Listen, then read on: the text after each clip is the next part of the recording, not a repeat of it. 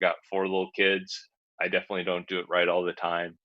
I know that there's lots of stresses and challenges that go into that. So it's great to learn some more about the resources in our community here in the Tri Cities, and really that I think have principles that reach regardless of where you're at. And so Brandon's joining us. As I said, he's part of U Medical. And Brandon, why don't you just tell a little bit about yourself and then familiarize the group with you. Yeah.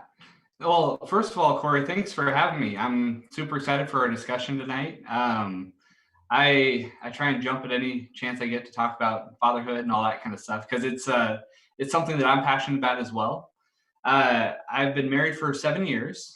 I've got 2 kids of my own. One is 3.5, almost 4, which boggles my mind because it seems like just a flash in my memory. And I've got one that is a year and a half. So my oldest is my daughter Amira. My youngest is my son Gideon. And so I've been at U Medical for about 3.5 years. My introduction to U Medical really came through my wife gave me a pregnancy test and it had 2 blue lines on it, and I knew it was coming. I knew like we were preparing to be pregnant, like we were trying to have kids, we were married, like all that kind of stuff. And when she gave me that pregnancy test, it threw me for a loop. I had no like there was something inside of me that started freaking out like as soon as I saw it, and it really got me asking a bunch of questions about what does it mean to be a good dad. And I was working full time at the time. I was in seminary, so going to school for my master's, and now we were having a baby, and my whole life kind of flipped on its head. And through a fun kind of series of events, God kind of connected all the pieces. And U Medical was looking for a fatherhood coordinator at the time, basically someone to come and sit down with the guys here in the lobby and say, "Okay, she's pregnant. Now what do you do?" And that's kind of how I got started. So about a month after my daughter was born, I started at U Medical, which That's great. experience. I had no idea what I was doing, but that was okay. And that was kind of my introduction to running fatherhood programs over here. Oh, it's exciting to hear. Yeah, when people say, "Oh, having 4 kids, that must be crazy," I'm like, the first kid's a hard one because that's when your whole life flips upside down. My wife and I, Amber, we were uh, without kids for 8 years, and now all of a sudden, your life is no longer yours, and so the rest change the dynamic for sure. But that first one is quite the moment. So, Brandon, tell us a little bit about U Medical and how it's unique in our community. What's it all about? I mean, it's probably more than just fatherhood, like you said. The dads are coming in, with the mom, and so what's the other dynamics at U Medical? Yeah. Yeah. So U Medical's been around in the Tri Cities for 30 plus years. I think this year is 33 years. Wow. So it's been around for a while. It used to be known as Tri City Pregnancy Network. Uh, so some people who have been in the area for a long time have heard that name rather than U Medical. But basically, we are a pro-life Christian organization, and our mission is to empower individuals to make life-affirming choices. So, being pro-life, that does speak to the abortion issue, but it also speaks to our choices as people. It speaks to our choices as parents, and ultimately whether or not we know Jesus as our Lord and Savior. So that life includes a much bigger picture. Practically speaking, U Medical offers medical services for moms.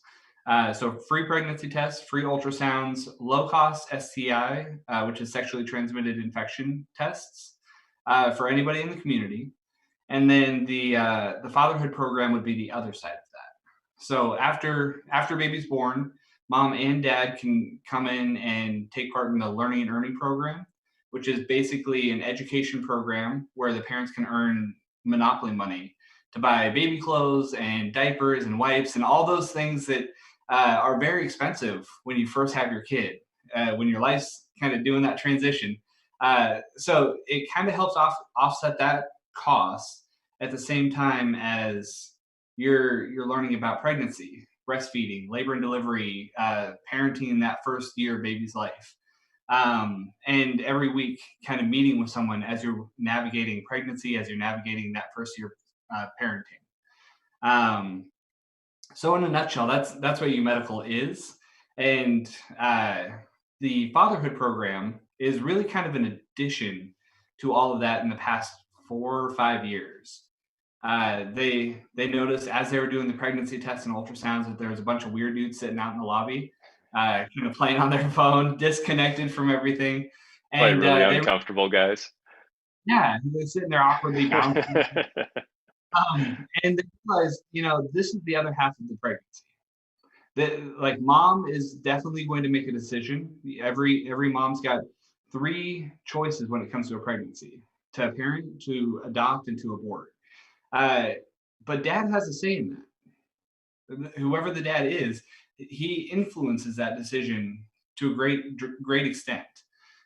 So we realized that we really need to be connecting with these guys and helping them process at the same time as we're helping mom process through the two blue lines on a pregnancy test. Yeah, that's great. Yeah, I saw as we exchanged emails that your title is Fatherhood Director, and man, I tell you, that sounds like a lot of responsibility. I don't have the title, and I don't feel like I'm already underneath the bar, let alone having the title of Fatherhood Director. So it sounds like there's quite a few aspects of this Fatherhood Academy that you guys have going. So tell us a little bit about that and why it's important. Like you said, the dads are there, they have an influence, but I think you probably have some greater insight than I do into why that's important.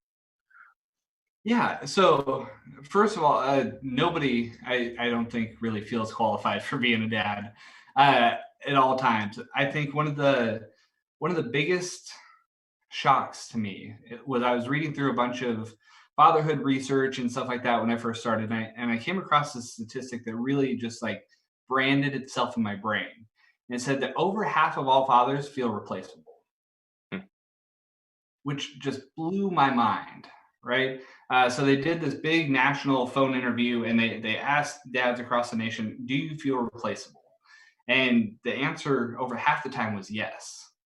Uh, and like I said, it boggled my mind. It really helped me realize that I wasn't alone, because I wasn't, while I knew I was important, I didn't realize the importance of my involvement. I didn't really understand my role as a dad. So removing me from the equation, what would they be missing? I had a hard time putting my finger on that.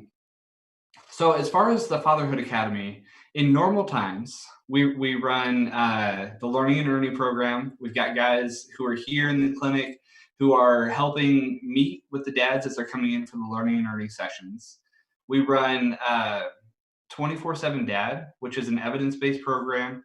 We've been able to partner with the jails, the schools, the juvenile detention centers, um, to bring evidence-based fatherhood training in groups to various settings throughout the community, which is a lot of fun. Getting guys from all walks of life in the same room to talk about dad stuff, it's awesome. Hmm. And then we're also involved in community mobilization around father involvement. So we're working with the health department, we're working with corrections agencies, schools, other nonprofit organizations, churches, to kind of get around the table and see what we can do to improve father involvement. And there's a couple of reasons for that. Um, I'm just pulling up my fun facts here. Yeah. So from the medical side, the pro-life conversation. One of the things we didn't realize before I started was that dads not only had a voice, but they had a huge voice in what mom was deciding to do with the pregnancy. Legally speaking, dad doesn't have a choice, doesn't have the option to say no, she can't have an abortion or she must parent, right?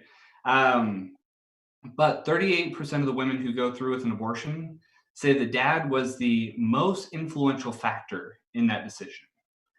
63% of the women, they said that they went to the dad first when they found out that they were pregnant, which that's crazy. Medical professionals are sitting somewhere around 40%, and everybody else is kind of underneath that. And then 86% of abortions are sold to unmarried women. And that speaks really to the relationship aspect of this conversation. Um, these three statistics helped us understand that while dad might be totally disconnected in the lobby, he's likely got very strong opinions about, okay, we're pregnant. What do we do? Right? Uh, so as we began having those conversations, we realized that connecting dad and helping him process through all of the emotions that come with pregnancy is a huge piece of what it means to be pro-life and what it means to really support couples as they're going through the whole we're finding out we're pregnant Yeah. conversation, whether they're expecting it or not. That is a important thing for both mom and dad to experience.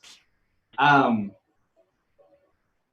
on top of that, as we were going through all of this research, we found out that father involvement is actually a really, really important thing in our society. We're actually facing nationally a crisis where 1 in 4 kids go without dad in the home, which is a big number. That's 25%. And that's not even speaking to stepdad, adopted dad, live-in boyfriend, grandpa, uncle, brother, who might be stepping in and filling that dad role when dad's not in the picture. That's 1 in 4 kids that don't have dad in the picture. Um, and then I talked about the over half of all dads feel completely replaceable. And then marriage is one of the most important indicators of whether or not dad is involved. Mm-hmm. And that again is a big number there. Um, But it sounds like you're really focused on, here this new couple is jumping into a situation that they've never experienced before, right? I mean, like I said earlier, it flips your world upside down.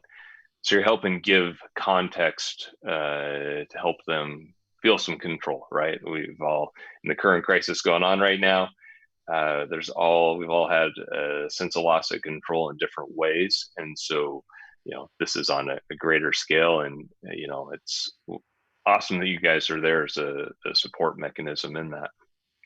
That's awesome to hear on the marriage fact. I do know that there's lots of dads that I know that are divorced, but they're rocking it with their kids and staying engaged. Um, do you see How do you see them being successful and staying as a present dad in that situation? yeah. So that's a question that we actually get a lot. Um, it's one that is really important to be able to think through, and it's one that uh, many of us experience in some way somehow. I've got 3 dads. That's part of my story of like when I got the pregnancy test, I was like, how do I do this? I Yeah. don't know.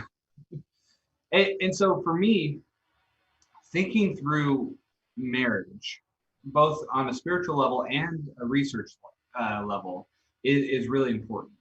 Um, because it's not just divorce, right? It's also a boyfriend who's Mm-hmm. living in the house. It's the dad who's locked up over at Benton County, trying to navigate like how do I stay involved in my kid's life. There are many dads that don't have access to their kids. Uh, so when I say that marriage is the number 1 indicator of involvement, they did a study that said when baby is born, they looked at whether mom and dad were married. And they said if mom and dad are married, their chances of being together when the child is 5 is much higher than if they're living, if they're uh, just boyfriend girlfriend, not living together, if they're divorced, any of that kind of stuff. Uh, so that indicator, at least for the first 5 years of baby's life, is huge. After that, the divorce, the breaking up, that process makes navigating parenting much more difficult. As I'm sure anybody who's gone through anything like that can attest to. I know for me, like the rules at dad's house were different than the rules at mom's house. Uh, Sometimes dad and the parenting plan got me over Thanksgiving. Sometimes he didn't. And so those things, they get much more complicated, and they make being involved much harder. So as we're thinking through marriage, it's not a slap on the wrist for anybody who's had something fall apart by any means. Sure. We've all been touched by the brokenness of our world, by the brokenness of sexuality and the falling apart of relationships. All of that is something that has affected our lives. But it is important to recognize that even though we exist in a world where that is the case and that is the normal, God has given us a standard of what marriage looks like. He's given us a pattern for the way these things should go, right? So we've got the reality and we've got God's ideal, the plan that He's given us, right? So we aim for the ideal, but we live in the reality, right? And so all of us, if we've given our lives to Jesus, we're on this process of becoming more like Christ, right? The Holy Spirit is doing the work in our heart and our mind, and He is molding us and shaping us to be more Christ-like. And Yeah. so that's kind of what I like in that shift too, because sometimes we have it in our mind that marriage is horrible, right? This is my life's over. I'm never gonna have sex again. She's the old ball and chain, all that kind of stuff. And we kind of throw the baby out with the bathwater because that's our preconception of it. Yeah. And it's important that we have that ideal so that we can grow closer to that ideal, but also because we're teaching our kids, right? We as dads are teaching kids the male side of marriage, the masculine side of marriage. And if we have this attitude that marriage is horrible, our kids are going to grow up just like us, and they're going to think marriage is horrible. I'm never going to do it, Yeah, and absolutely. that really impacts the way that they navigate life. It impacts the way that we navigate life. Um, yeah, but it is amazing how big of a piece that plays in our current lives as dads. So, Brand, one thing we chatted about was the Fatherhood Academy's definition of manhood. And when you said Christ-like, it brought me back to that. And um, take us through that for just a minute, because how I'm a dad's going to be different than how you're a dad, and but yet we're each designed and built as our own unique individuals, but we still have so much that we transfer to our kids in that process. So kind of walk us through your definition of manhood. Yeah. So this is definitely a work in progress. So I'll say that right up front. Yeah. The reason I say that is because when I say here's a definition of manhood, people they throw up red flags like, "What? You can't tell me how to be a man. I already know how to."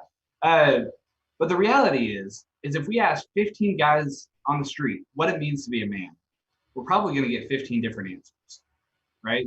People are going to look at 15 different uh, indicators of, yeah, this person's a man, this person's a not. And things get even more difficult when you look at, when does a boy become a man? Mm. Is it 16? Is it 18? Is it when they can pay their own bills? Like, how many hours a week does a boy have to work in order to become a man? And that question is really difficult to kind of process through. And especially for me, because like I said, when I started here, I was a month into parenting myself. And I was sitting down with kids who were 13, 14, 15, 16 years old and looking and saying, okay, she's pregnant. Wow. What do I do? And if you start reading on this, people will often take you through the process of, well, first you become a man, and then you learn to be in a relationship, and then you learn to be a father, right? So that's the pattern typically that we see throughout human history in biblical Christian circles. Like most of the people who study this stuff say that that's the process ideally, right? But that's still not really helpful. Yeah, especially if you're 14 and you're in that lobby, that transition is going to go like that. Yeah. So you're looking at this and you're saying, how do I put this into words that a 16-year-old can understand? So what I've done is I've tried my best to come up with a definition that we can at least start with. We can say, here's a good starting ground. And so the definition that I've come up with for manhood from a Christian perspective is a man is a boy who has learned to love Christ, who has found where he belongs, and who has committed himself to actively working towards the growth and life of those around him. So there's three things: learn to love Christ, he has found where he belongs, and he is actively working toward growth and life of those around him. It's hard to be a complete person if we don't know Jesus. That we are spiritually unhealthy, we're spiritually dead if we don't know Jesus. So that is one of the primary factors of learning to be men. In Luke 10, there's the rich young ruler who came to Jesus and said, uh, how am I saved? Maybe it wasn't the rich young ruler. It was Luke 10. And it boiled down to the summary of the law was love God and love your neighbor, Yeah. right? Love God and love your neighbor. And that's where we start. We have to be healthy people first. Because if I'm a toxic person, if I'm a toxic man, if I'm angry all the time, if I can't emotionally connect to people, if I have a drug addiction and I can't control that, all of that stuff is going to bleed over into my relationship. And then if I add kids to that mix, all of that stuff is going to bleed over into that. So it's important that I'm a healthy man first. The second thing in there is committed, found where he belongs. Manhood is something that is not supposed to be done in isolation. We are designed for a community, and the community that we belong to often holds the standard of what it means to be a man. Mm. So if we think through feudal Japan, right back in the 1200s, everybody knew how to fight, and that was a standard of manhood, right? They would protect their community. They would all learn how to use the sword. It's not very important for me as Brandon to know how to use a samurai sword in 2020 Kennewick, Washington, right? That doesn't factor into our groups. The definition of a man in the Marines is very different than the definition of a man in a street gang. They hold very, very different standards. So for us as the church, how do we define men? How do we present that before our boys who are growing up, learning what it is to be a man, and say this is what is expected of you, and that can be very, very concrete, like men fix cars, maybe, right? That plays into what you were talking about at the beginning. Like your parenting and my parenting is going to look very different, right? The way we talk to our kids, the things that we do with our kids, those things can look very different. But it's important for you and I to be healthy men to enable that relationship, whatever we're doing. Yeah, I really like that concept of belonging. That didn't snap for me till you just went through that and seeing how it allows for the cross-cultural context to be specific for that.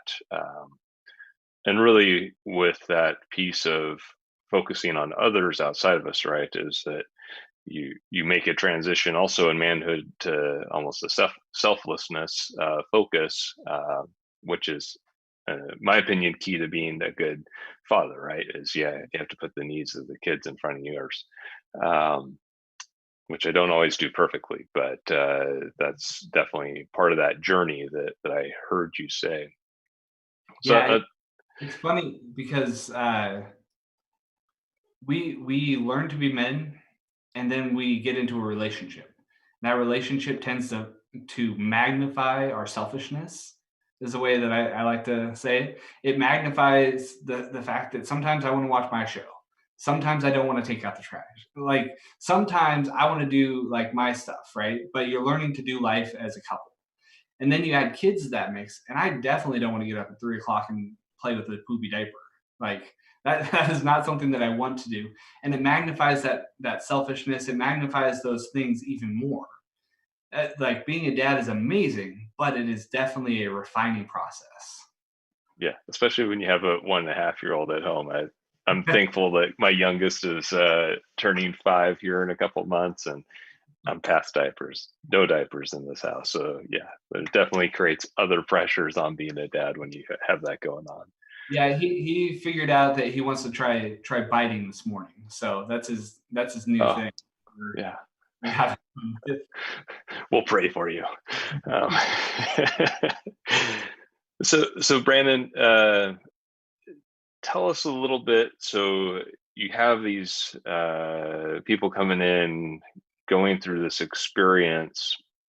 How does the Fatherhood Academy slash U Medical slash U help them in that process? Because, like you said, they're going to be hitting those buttons quite quickly, and if you can give them tools to be successful in that, I think that has to help a lot. Yeah. So we try and think through it in two ways. One is there's the immediate needs.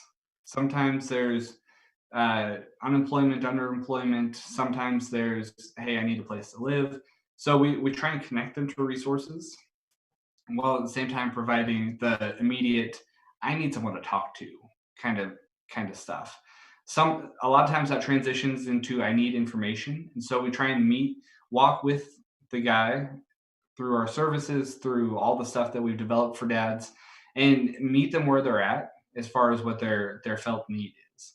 Um, the the second thing that we try and provide is just a good, healthy place to connect and process. That we as men stereotypically are not good at having fun. And I think that's like true in the church as it is outside of the church. We tend to have this way of going about life where I've got to pull myself up by my bootstraps and I can't ask for help. And if I'm struggling, don't worry about it. I'm good. But the reality is we are emotional creatures. It's different, but we have emotions as dads, as men. And that's really important to acknowledge. So providing a group for a guy who doesn't have a group to connect to belong to process within, all of those things. So we try and build a community, a culture of men who are able to do life together that can then hopefully, as prayerfully, we're praying that they'll transition out, that they'll meet Jesus, they'll transition out into a community that can walk alongside them long term. Uh, and what I mean by that is church. Like we're praying that they'll meet Jesus and they'll transition into a church that they can be a part of, that they can belong within, that will walk alongside them long term. Uh, and so those are the two things that I really like to think through. Like, how are we meeting the immediate need? Because guys don't sign up for, hey, I want to be a better dad. I'm a horrible dad. Yeah. You don't sign up for that. Uh, so what are those immediate needs? And then do you have a community where you can belong, where you can process, where you can have those healthy relationships? Uh, I mean, way to be really practical in the approach because, yeah, it, as we see in other different contexts, if you don't know how you're going to put food on the table or have a safe place to be, then, you know, that's the sole focus. And so once you solve that, you can move into other steps of the process. So, Brandon, I'm guessing that U Medical is always looking for volunteers, for other people tapping in and resources. Can you tell us a little bit about, as a greater community in the Tri Cities, if there's something that speaks to somebody listening today, how they could jump in and help you and help other dads in the community? Yeah, absolutely. So I think the first thing I would say is that you don't have to sign up for something formally to put this into action. It's one of the beautiful things about it is if you know a young guy, if you know a guy who's struggling through something, reach out and build that relationship. I think that is so important, um, especially within churches. a lot of times there's a boyfriend who is brought to church by the girlfriend or fiance or even wife, and he doesn't really want to be there. And so he kind of hangs to the back or to the side of the church and bolts out as soon as service lets out, you know. And so being able to establish relationships with guys who are in that position who might not know Jesus yet, but who are encountering us, or maybe we encounter them at work, or if we have a service or something like that, that we can encounter guys in everyday life and begin building those relationships. And often it just takes building a friendship and providing a safe place to be able to have some of these conversations of, wow, she's pregnant. Congratulations. How are you doing? um, we definitely are looking for volunteers all the time. Right now, it looks a little bit different than it did 2 months ago. Two months Sure. ago, we've been asking guys, okay, if you've got 4 hours a week to come and spend in our clinic to meet with new dads, come on over. Today, it's a little bit different in that we are ramping up to offer virtual services. So starting next week, we're going to have what we're calling the Fatherhood 60, which are 60-minute meetings designed to provide just community through Zoom. Just a quick check-in. You don't have to be attached to us. You don't have to sign up for anything. You can just hop onto the Zoom call and be with some guys. Maybe we talk through something serious. Maybe we share some dad jokes, but just 60 minutes being able to have that space. And then we're also launching kind of one-on-one consultations. We're calling them mansultations. Uh, uh, it's a funny word. It's not manscaping. If you've ever heard of that, don't look it up. But word we made up, and really the idea is connecting with one guy and talking through parenting and relationships and stuff like that. We're still on the front end of figuring out what involvement in that looks like. But being able to have those conversations and connect with either church or us or something else that you're involved with and be building these relationships with the guys who might not have that, it is really the action item that we want to see, because it takes that community to support guys as they are trying to be the best partners in a relationship, the best dads that they can be, to navigate what it looks like to be a healthy man. And oftentimes that takes that relationship, that support from someone else who cares about them, who is invested in them, to just be able to process that. That's great. So, Brandon, thanks so much for really expanding my knowledge of what U Medical has to offer. It's awesome that they're prioritizing the dads. And I mean, you spoke to a whole bunch of different areas tonight where we can tap in. Even if we think we're doing good as dads, there's always self-assessment there and opportunities for improvement, but really that relationship base that can be a big influence into others in the community. Is there anything else you want to touch on before we jump into maybe some questions from the audience? Yeah. So the last thought I think I would share is, it is not a bad thing to know you're a good dad.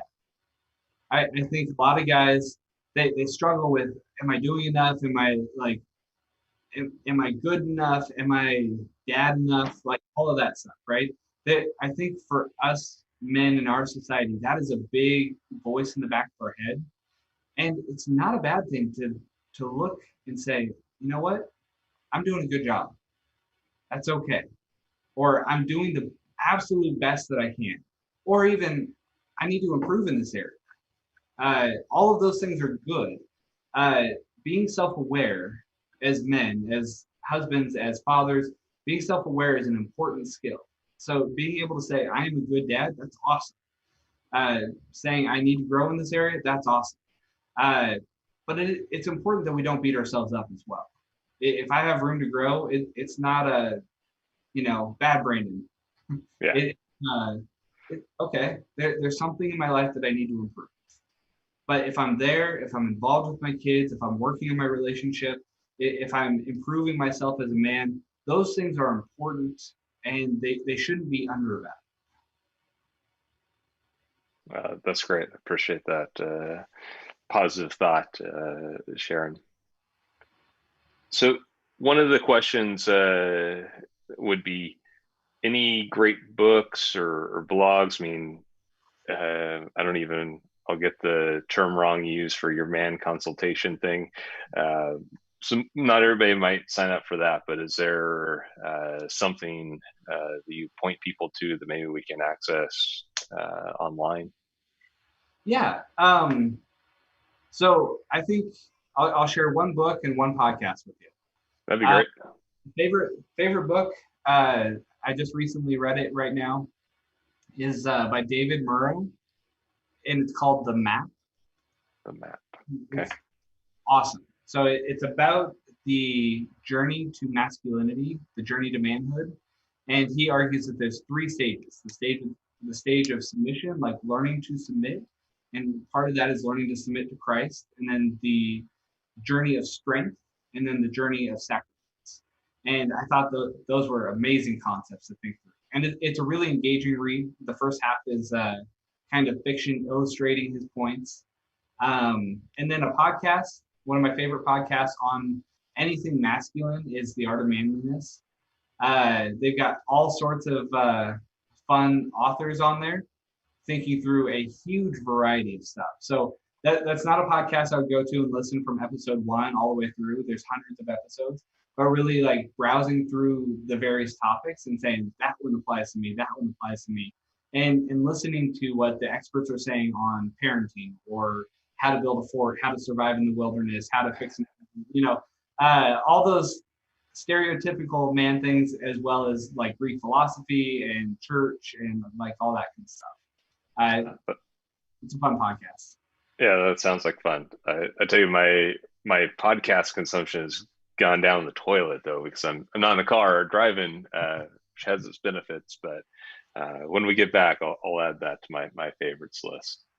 Um, so one of the other questions coming in is: are the man consultations for dads only, or can other men, young men looking to improve themselves, maybe prepare themselves for future relationships? Are they welcome into the setting? Yeah, absolutely. So the idea behind the mansultation is that there right now there's a heightened level of isolation. There's a heightened level of anxiety with people being trapped in a home together. And sometimes you need a safe place to go to and talk through stuff with another guy. So yeah, there's not really a dad only requirement on that. Our hope is that people will use that as a way to connect, as a way to process, as a way to think through decisions before things blow up. I've got a friend that works over at Domestic Violence Services right now, and he said that nationally, calls are up by 50% or something like that. Wow. I saw Kennewick Police Department put out something that said suicide rates in the Tri-Cities have gone way up, or they've gotten a lot more calls for it. So just really providing a safe place for guys to go, for guys to turn to talk through some of those more emotional things. Sometimes it's parenting, sometimes it's relationships. Sometimes you just need someone to talk to you real quick, somewhere to hear a fun joke or something like that. And yeah, so that's the real idea behind the mansultation. It's a funny name, it's a goofy name. We can deal with both funny and serious. We aren't licensed counselors, so that is an important caveat. We are just somewhere to connect. We've got lots of resources and we can make referrals and all that if there's more serious needs. But it's really a place to connect. You don't have to be a dad. So yeah, that's a great question. Okay. Well, thanks so much. And I'm sure that there's enough bad dad jokes that get told at those meetings that one can stay entertained. So, um, well, Brandon, this has been great. I've really enjoyed it. Thank you so much for what you're doing in our community and making it a better place for all of us. And so, pray that the work of U Medical and the Fatherhood Academy continues to blossom, and look forward to seeing you around and connecting some more and following the story. So thanks again for your time tonight, and we'll be in touch. Yeah, thanks for having me, Corey. I love these town talks. I've listened to a couple of them, so it's an honor to be here, and it's it's fun to talk through dad stuff. Thanks for Yeah, having me. great. Well, have a good night, everybody. Bye, everybody.